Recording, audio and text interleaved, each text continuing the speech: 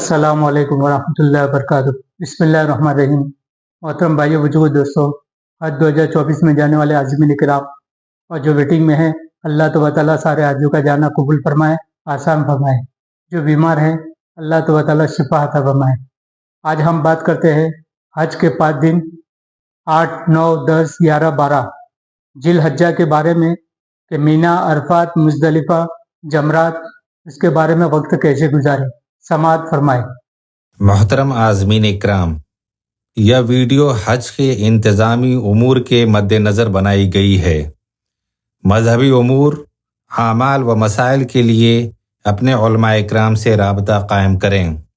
حج دین اسلام کا انتہائی اہم رکن ہے اور آپ ان خوش نصیبوں میں سے ہیں جن کو اللہ کے فضل و کرم سے حج بیت اللہ کی سعادت نصیب ہو رہی ہے، اور اللہ سے ہم دعا گو ہیں کہ آپ کے فریضہ حج کی ادائیگی میں آسانیاں اور سہولت کے ساتھ ساتھ آپ کا حج مقبول اور حج مبرور ہو۔ عازمین، اس ویڈیو میں حج کے ان 5 اہم ترین ایام یعنی 8 سے 12 ذی الحجہ کے بارے میں بتایا جائے گا جو اصل حج ہیں۔ انہی تاریخوں میں مناسک حج ادا کیے جاتے ہیں۔ یہی وہ ایام ہیں جن کی تمنا و آرزو ہر مسلمان اپنے دل میں رکھتا ہے۔ یہی وہ ایام ہیں جن کے لیے آپ نے یہ مقدس سفر کیا ہے۔ یہی وہ ایام ہیں جن کے لیے آپ نے سفر کی صعوبتیں برداشت کی ہیں۔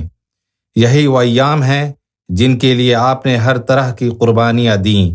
لہٰذا ان ایام میں پورے احتیاط سے حج کے سبھی ارکان کی ادائیگی کو یقینی بنانے میں ہر ممکن کوشش کریں۔ حج کا پہلا دن یعنی 8 ذی الحجہ۔ عازمین اکرام، 8 ذی الحجہ نماز فجر پڑھ کر حج کی نیت کے ساتھ احرام پہنے مینا پہنچنا ہے۔ معلم ٹریفک سے بچنے اور وقت پر مینا پہنچنے کے لیے 7 ذی الحجہ کو نماز عشاء اور کھانے کے بعد ہی مینا کے لیے آپ کی بلڈنگ کے نیچے بسیں لگانا شروع کر دیتے ہیں۔ بسوں کا نمبر، وقت اور خیمہ کارڈ معلم کے کارکن آپ کے کمروں پر پہنچا دیتے ہیں۔ تمام عازمین سے گزارش ہے کہ آپ معلم کے بتائے وقت پر احرام باندھ کر تلبیہ پڑھتے ہوئے اپنے بلڈنگ کے نیچے پہنچ جائیں، جہاں ہندوستانی حج کمیٹی اور کونسلیٹ جنرل آف انڈیا کا عملہ اور خادم الحجاج آپ کی مدد اور رہنمائی کے لیے موجود رہیں گے۔ آپ ان کی خدمات سے فائدہ اٹھائیں۔ سعودی حکومت کے بہترین اور پختہ انتظامات کے باوجود لاکھوں کے ہجوم کے سبب آپ کی روانگی میں تاخیر ہو سکتی ہے، لہٰذا عازمین حج پورے سکون و اطمینان کے ساتھ صبر کا مظاہرہ کریں، جلد بازی نہ کریں۔ اگر آپ جلد بازی میں کسی اور بس میں چلے گئے تو یقینی طور پر آپ ہی پریشان ہوں گے، اور مینا میں خیمہ کی تلاش میں کافی دشواری کا سامنا کرنا پڑے گا، اور یہ پریشانی آپ کے ارکان حج کی ادائیگی میں خلل ڈالتی رہے گی۔ مطمئن رہیں، آپ بس کے ذریعے 8 ذی الحجہ کو نماز ظہر سے قبل خیموں کے شہر مینا پہنچ جائیں گے انشاءاللہ تعالی۔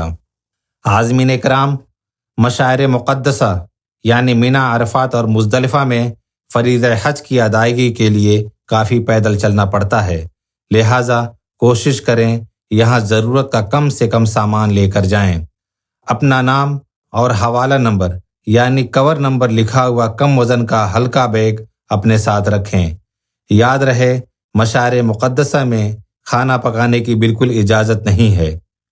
یہاں ناشتہ اور کھانا آپ کو مہیا ہوتا رہے گا، اس لیے عازمین کو مشورہ دیا جاتا ہے کہ وہ اپنے ساتھ حسب ذائقہ خشک اور ہلکا کھانا مثلا نمکین، بسکٹ، چنے اور ڈرائی فروٹ وغیرہ اپنے ساتھ رکھ لیں۔ محدود کپڑے جیسے احرام، چادر وغیرہ ہی رکھیں۔ ضروری دوائیں ساتھ رکھنا ہرگز نہ بھولیں۔ معلم کا دیا ہوا شناختی کارڈ، پیلا بریسلیٹ، خیمہ کا کارڈ اور پلاسٹک کے بریسلیٹ کی شکل میں ملا میٹرو ٹکٹ ضرور رکھیں۔ حج کمیٹی آف انڈیا سے ملا شناختی کارڈ بھی ہر وقت اپنے ساتھ رکھیں۔ مینا پہنچ کر اپنے کیمپ، خیمے کے سڑک نمبر اور پول نمبر بھی ضرور یاد رکھیں۔ عازمین ذہن نشین کر لیں کہ ہندوستانی کیمپوں پر ہندوستانی جھنڈا اور معلم نمبر کا بورڈ بھی لگا رہتا ہے۔ عازمین حج، الحمدللہ اب آپ مکہ مکرمہ سے مینا پہنچ گئے ہیں۔ یہ وہی وادی مینا ہے جہاں حضرت ابراہیم علیہ السلام اپنے نور نظر اسماعیل علیہ السلام کو اللہ کی راہ میں قربان کرنے کے لیے لائے تھے۔ آج کی رات آپ کو مینا میں گزارنی ہے، یہاں آپ کا قیام خیموں میں ہوگا۔ حج کا دوسرا دن یعنی 9 ذی الحجہ، 9 ذی الحجہ یعنی حج کا اہم ترین دن ہے۔ نماز فجر کے بعد مینا سے حسب ضرورت سامان کے ساتھ بذریعہ میٹرو ٹرین یا بس سے روانہ ہونا ہے۔ یاد رہے کہ کچھ حجاج کرام کو سعودی عربیہ کی وزارت حج کی طرف سے دی گئی گائیڈ لائن کے مطابق نماز فجر سے پہلے ہی عرفات کے لیے روانہ کر دیا جاتا ہے۔ لہٰذا حج کے اس عظیم عمل کو پرامن بنانے کے لیے آپ سے گزارش ہے کہ اپنے معلم اور کونسلیٹ جنرل آف انڈیا کے عملہ کی ہدایات پر عمل کریں۔ آج تمام حجاج کرام عرفات کے میدان میں جمع ہوں گے۔ یہی وہ وقوف عرفہ ہے جو حج کا رکن اعظم اور سب سے اہم فریضہ ہے۔ زوال سے غروب آفتاب تک یہیں رکنا ہے اور وقوف کرنا ہے۔ عرفات میں واقع مسجد نمرہ میں خطبہ حج ہوگا، جہاں نماز ظہر اور عصر ایک ساتھ ظہر کے وقت میں ادا کی جائے گی۔ قیام عرفات کے دوران زیادہ سے زیادہ عبادات و استغفار میں مشغول رہیں۔ یہ قبولیت دعا کا دن ہے۔ کسی کی جائز دعائیں رد نہیں ہوتیں، گناہ بخش دیے جاتے ہیں۔ اللہ آپ کے حج کو حج مبرور قرار دے۔ غروب آفتاب کے بعد بغیر نماز مغرب ادا کیے تلبیہ اور تکبیر پڑھتے ہوئے میٹرو ٹرین یا بس سے عرفات سے مزدلفہ روانہ ہونا ہے۔ مزدلفہ میں مینا و عرفات کے طرز پر خیمے نہیں ہوں گے، بلکہ یہاں کھلے آسمان کے نیچے رہنا ہے۔ یہاں نماز مغرب و عشاء ایک ساتھ ادا کرنی ہے۔ یہاں بھی زیادہ تر اوقات عبادات میں گزاریں۔ یہیں سے چنے کے برابر تقریباً 80 کنکریاں چن کر اپنے ساتھ رکھ لیں، جو جمرات میں شیطان کو مارنی ہے۔ نماز فجر کے بعد تکبیر و تلبیہ پڑھتے ہوئے میٹرو بس یا پیدل مینا کے لیے روانہ ہونا ہے۔ حج کا تیسرا دن یعنی 10 ذی الحجہ، 10 ذی الحجہ ایام حج کا مصروف ترین دن ہے۔ نماز فجر کے بعد مزدلفہ سے مینا کے لیے میٹرو ٹرین، بس یا پیدل روانہ ہونا ہے۔ یہاں خیمے میں اپنا سامان رکھیں اور سعودی حکومت کی جانب سے بتائے گئے مقررہ وقت پر رمی جمرات کرنی ہے، یعنی شیطان کو کنکری مارنی ہے۔ آج صرف بڑے شیطان کو 7 کنکریاں اپنی سہولت کے اعتبار سے کسی بھی منزل سے مار سکتے ہیں۔ رمی کے لیے وہ حجاج کرام جو کسی عذر شرعی کی وجہ سے رمی نہیں کر سکتے، وہ اپنا یہ عمل کسی کو وکیل بنا کر ان کے ذریعے کرا سکتے ہیں۔ قربانی و حلق، جن حجاج نے حج کمیٹی کے ذریعے قربانی کا نظم کرایا ہے، وہ 10 ذی الحجہ کو بڑے شیطان کو کنکری مارنے کے عمل سے فارغ ہو کر دیے گئے وقت پر حلق یعنی سر کے بال منڈوا لیں یا ترشوا لیں۔ حجاج اس کے بعد سادہ لباس پہن سکتے ہیں۔ 10 ذی الحجہ کی ایک اہم ذمہ داری طواف زیارت ہے، لیکن طواف کے بعد رات مینا میں ہی گزارنی ہے۔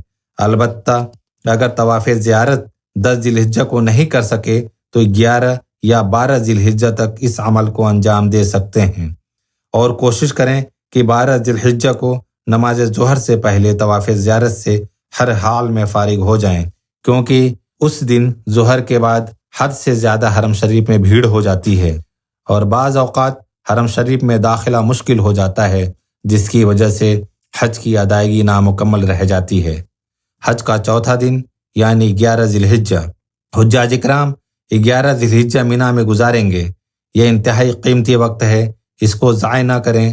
ظہر کے بعد حکومت سعودی عرب کے معینہ وقت پر تینوں شیاطین کو 7 کنکریاں مارنی ہیں، لیکن یاد رہے ہمارے کسی عمل سے دوسرے حاجی کو تکلیف نہ پہنچے۔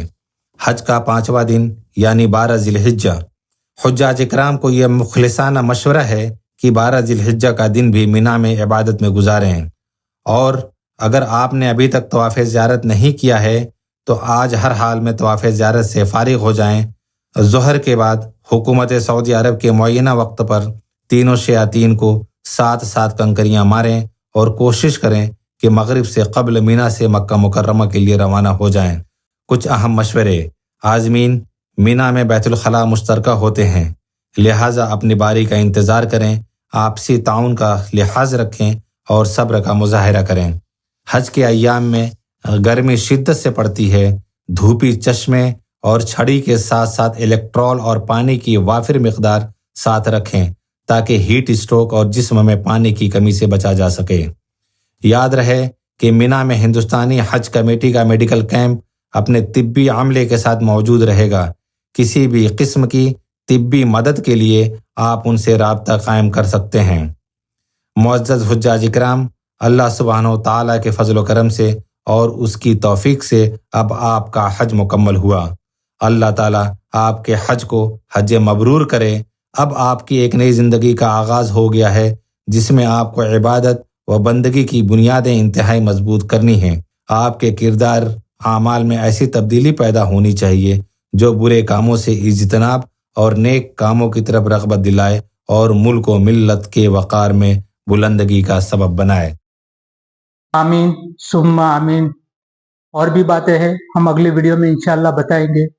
جو ساتھی ہماری ویڈیو میں نئے ہیں وہ ہماری ویڈیو کو سبسکرائب کریں تاکہ آنے والی ویڈیو کا نوٹیفیکیشن ملتا رہے۔ ہم اگلی ویڈیو میں انشاءاللہ ملاقات ہوگی۔ خدا حافظ۔ السلام علیکم ورحمۃ اللہ وبرکاتہ۔ لبیک اللہم لبیک لبیک لا شریک لک لبیک